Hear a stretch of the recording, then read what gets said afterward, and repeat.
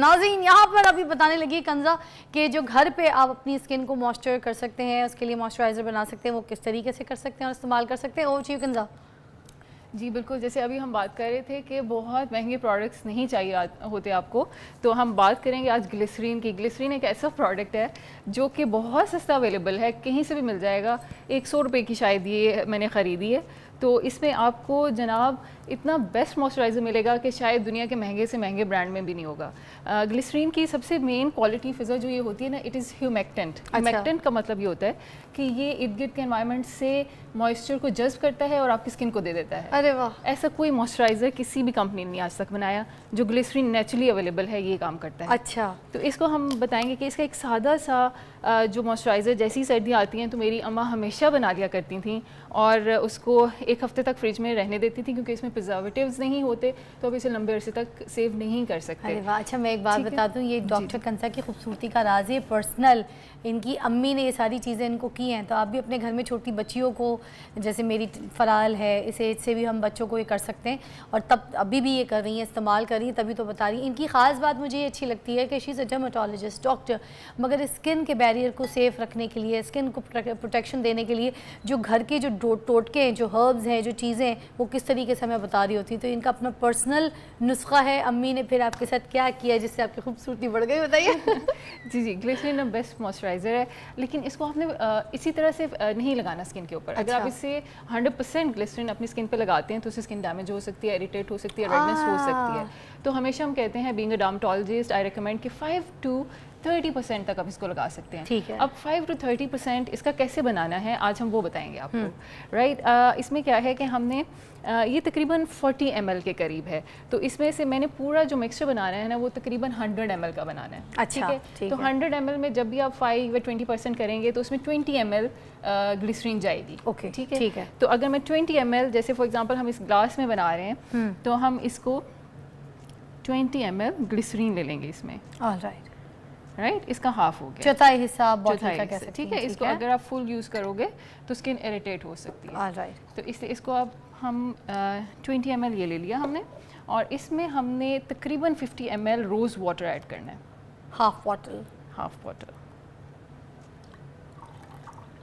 Alright, ठीक है जनाब। ठीक है। और इसमें 50 ml ही आपका डिस्टिल्ड वाटर जाएगा। डिस्टिल्ड वाटर बड़ा इजीली फार्मेसीज पे अवेलेबल होता है। पानी की एडिशन हम क्यों कर रहे हैं कंसा?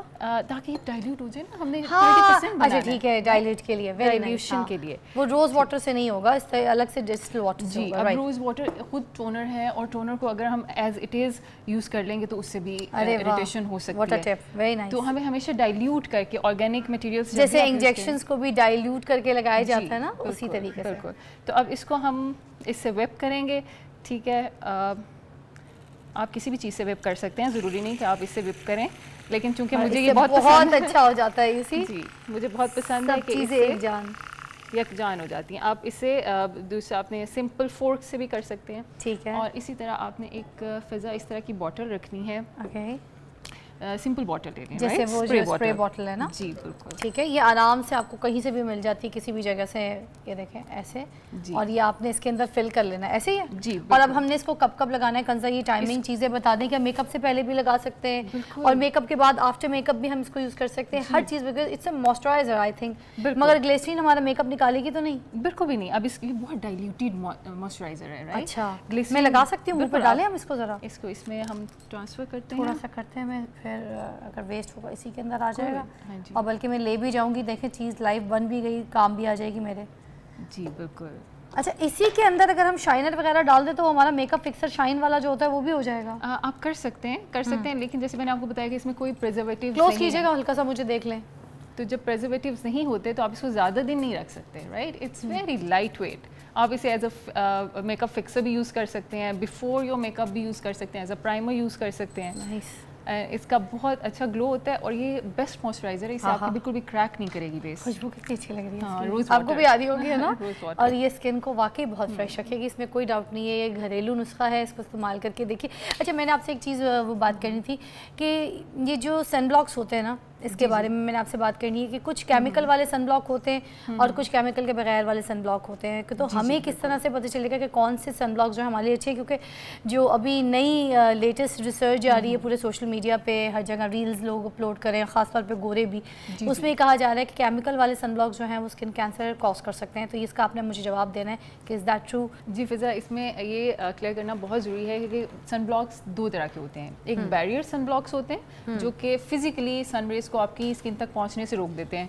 जिनमें बहुत वाइट कास्ट होती है, जैसे जिंक ऑक्साइड, टाइटेनियम ऑक्साइड, जैसे आप लगाएंगे, जैसे क्रिकेटर्स ने लगाया होता है, ठीक है, तो उसमें एक बहुत ज़्यादा वाइट कास्ट आती है। वो सनब्लॉक्स बिल्कुल सेफ़ हैं, वो कोई रिएक्शन नहीं करते, उनका कोई केमिकल रिएक्शन नहीं होता, तो वो सेफ़ हैं बिल्कुल। ठीक है। लेकिन दूसरे जो केमिकल सनब्लॉक्स हैं, बाज़ औक़ात वो आपकी स्किन के ऊपर ऐसे केमिकल रिएक्शंस करते हैं, सन रेज जैसी उनके ऊपर पड़ती हैं तो बेसिकली वो केमिकल रिएक्शन के थ्रू उसकी जो मुज़र असरात हैं उसको रोक देते हैं। ठीक। तो समटाइम्स अगर बार बार आप केमिकल सनब्लॉक्स लगा रहे हैं और कोई स्किन सेंसिटिव है, उसमें ऑलरेडी इन्फ्लेमेशन चल रही है, एक्जिमा चल रहा है, तो वो इन्फ्लेमेशन बढ़ती जाती है केमिकल रिएक्शंस की वजह से। और लंबे अरसे तक ऐसे सनब्लॉक्स यूज़ करना सेंसिटिव स्किन के ऊपर कैंसर का बायस बन सकता है। ऑल्दो इसकी शरह बहुत कम है, लेकिन ये रिसर्च बेस्ड बात है और एविडेंस बेस्ड बात है कि ऐसा हो सकता है कि जब भी स्किन में बहुत लंबे अरसे तक इन्फ्लेमेशन चले तो वो कैंसर कॉज कर सकती है। ऑल्दो ये कोकेशियन स्किन में ज़्यादा है, यानी कि गोरी स्किन में स्किन कैंसर ज़्यादा होते हैं, हमारी पाकिस्तानी स्किन में थोड़े इनके चांसेस बहुत कम होते हैं, लेकिन ऐसा हो सकता है। अच्छा, विटामिन डी सोर्स जो है हमारे पाकिस्तान में वैसी इशू है, बहुत से लोगों को डेफिशिएंसी है, तो ये जो हम सनब्लॉक लगाते हैं तो क्या हमारी विटामिन डी जो है वो कम हो जाती है, मतलब इतनी ज़्यादा? अच्छा, अगर बहुत ज़्यादा हम धूप में नहीं जा रहे और हम घर के एक्सपोजर के अंदर हैं, जहाँ पे आपको पता है हम लोग तो लाहौर में गर्मी वाले अगर सख्त होती है उसके बावजूद में स्वेट के तो उसके पर्दे लगाए हुए होते हैं लेदर के, तो हमारे घर में तो वाले शेड्स आ ही नहीं रहे होते धूप के जैसे होने चाहिए ना, तो हम गोरे हैं कि हम बीचेस पे जाके अपने आप को टैन लुक दे रहे हो और लगा के जो है ना लेट जाएं, बल्कि तो सन टैनिंग उनको पसंद होती है, आपको पता है। तो अब वो क्योंकि सिर्फ सन ब्लॉक उधर इसलिए लगाया जाता है बीचेस में ताकि हमारी सन जो है वो बर्न ना हो, मगर टैनिंग तो उनको हल्की सी चाहिए होती है क्योंकि बहुत चिट्टे होते हैं, ऐसे ही है। अब ये वाली चीज़ हम यहाँ पर तो करते नहीं है, तो क्या अगर हम घर में बैठे हैं और हमारा घर शेडेड है, कोई मसला नहीं है, तो हम सुबह उठते के साथ ही अगर नहीं लगा रहे हैं मुंह धोने के फ़ौरन बाद, जैसे बहुत से डॉक्टर्स हर वक्त यही आके जो है ना बोल रहे होते हैं कि आप सुबह उठें, आपने मुंह धोया है तो दूसरा आपने सिंक में जो है ना सनब्लॉक रखा है उसको उठा के पहले मुंह पे थोप लें। तो इतने महंगे महंगे भी आते हैं, आपको पता है मैं और आप काम करते हैं, अफोर्ड कर लेंगे, बाकी जो मेरे घर बैठी हैं बच्ची हैं जिनके अब्बू जाके बाइकों पे, जिनके पास सवारी या पेट्रोल भरने के पैसे नहीं है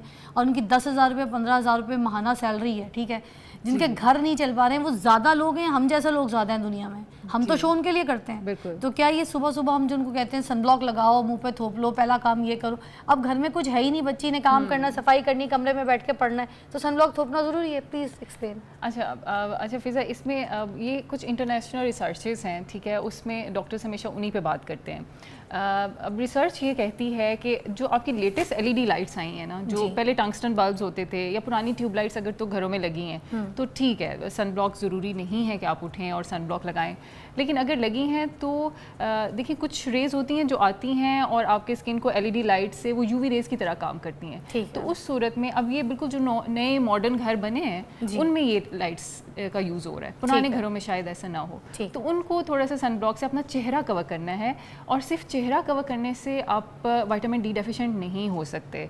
अगर आप फुल बॉडी करेंगे ना, लाइक आपके हाथ पाँव टांगें सब कवर्ड हैं, तो फिर विटामिन डी डेफिशिएंट आप हो सकते हैं, लेकिन आप वैसे ही इंडोर्स हैं तो आपका सूरज से एक्सपोजर है ही नहीं, तो इससे आप विटामिन डी डेफिशिएंट हम हैं ही हैं, ठीक है। दूसरा हमारे कॉस्ट्यूम्स इस तरह के हैं, उसमें विटामिन डी बनाने के लिए हमेशा मैं कहती हूँ कि हर तरह की धूप विटामिन डी नहीं बनाती। अगर आप सुबह 12 बजे वाली धूप में बैठ जाएंगे तो वो आपका चेहरा जलाएगी, बस वो आपका विटामिन डी नहीं बनाएगी। विटामिन डी हमेशा सुबह वाली धूप से बनता है, जो अर्ली मॉर्निंग जब सूरज तलू हो रहा होता है, ठीक है, या जब सूरज ग़रूब हो रहा होता है, तो उस वक्त विटामिन डी बनता है। तो आपने उन दोनों जो औकात की धूप है उसमें जितना एक्सपोजर आप कर सकें, बाजू या टांगें, जितना एक्सपोजर करके अपने किसी भी प्राइवेट जगह पे, छत पे, कहीं पे बैठ जाएं, तो तब विटामिन डी बनेगा। लेकिन उसके अलावा अगर किसी औकात में आपने बाहर निकलना है तो अपने चेहरे को कम से कम ज़रूर ढकें।